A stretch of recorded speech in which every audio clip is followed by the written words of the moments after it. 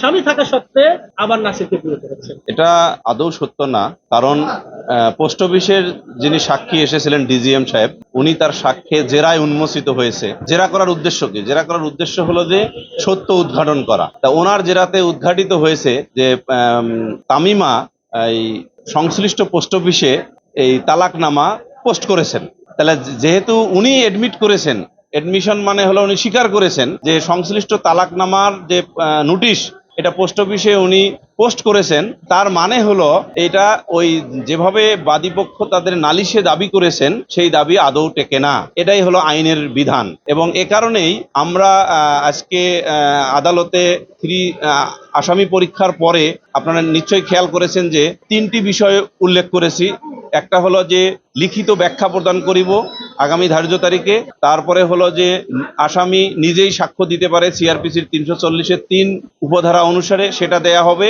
এবং সেই সাথে সাপাই সাক্ষ্য প্রদান করা হইবে। ইহা ছাড়াও আরেকটি বিষয় আমি মৌখিকভাবে উল্লেখ করেছি, সেটাও আপনারা শুনেছেন। সেটা হলো যে সিআরপিসির 245-এর 1 ধারা অনুসারে আসামির খালাস চাইব by order, not by judgment, because সেই আইনে সেটা বলা হয়েছে। এবং মাননীয় আদালত যখন জিজ্ঞাসা করেছেন যে আপনি আপনারা সবাই সাক্ষী লিস্ট দিবেন কিনা আজকে, তখন আমি বলেছি যে না, আজকে দিব না। কেন দিব না? কারণ আমরা তো যে সাক্ষ্য হয়েছে সেই সাক্ষ্য অনুসারেই আমার আসামি মিস্টার নাসির হোসাইন যদি খালাস পায় by order of an acquittal order, by an order of acquittal under section 245 subsection 1 অনুসারে, তাহলে আমি কেন পরবর্তী স্টেজের আমার করব? সুতরাং সেই জন্য আমি আগে ওই ধারার অ্যাপ্লিকেশন দিব, একই সাথে ব্যাখ্যা দেব, এবং আমি আসামির খালাস চাইবো আগামী ধার্য তারিখে। না, তা আমার আসামি নাসির হোসেন দোষ স্বীকার করেননি, এবং আমার আইনজীবী ফ্রেন্ড মিস্টার জাহাঙ্গীর আলম, ওনার আসামি তামিমা, তিনিও দোষ স্বীকার করেননি। তারা নির্দোষ দাবি করেছেন আদালতে। দোষ স্বীকার করেনি এই কারণে, এই যে আমরা একটা যে আবেদন দিয়েছি, খেয়াল করেন যে 342 কিভাবে হবে।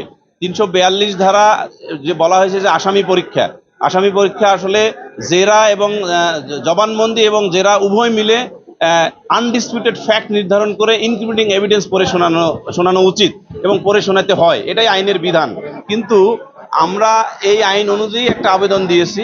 আমরা যেহেতু দেখলাম যে শুধুমাত্র জবানবন্দি পড়ে 342 করা হয়েছে, আপাত দৃষ্টিতে সেটা মনে হয়েছে, জাবেদা কপি পাওয়ার পর সেটা সিদ্ধান্ত নিয়ে ওই 342 বা আসামি পরীক্ষার যে শুধুমাত্র জবানবন্দি অনুসারে করা হয়েছে সেই বিষয়ে পরবর্তী পদক্ষেপ নেব আইন অনুযায়ী।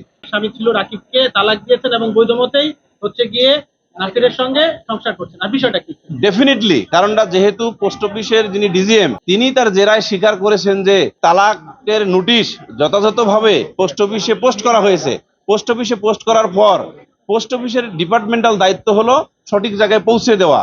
এবং আমাদের উচ্চ আদালতের একটি ডিসিশন আছে এই ব্যাপারে, যে কেউ যদি তালাক দেয়, তালাকের নোটিশ যদি সঠিকভাবে পোস্ট অফিসে পোস্ট করে, তারপরে যদি সেটা পৌঁছুক অথবা না পৌঁছুক, তালাক হিসেবে গণ্য হইবে। কারণ মুসলিম আইন অনুসারে এই তালাকের যে নোটিশের বিধান, এটা কিন্তু একসময় ছিল না। এটা আমাদের দেশে সম্ভবত 74 সালে এটা প্রবর্তন করা হয়েছে।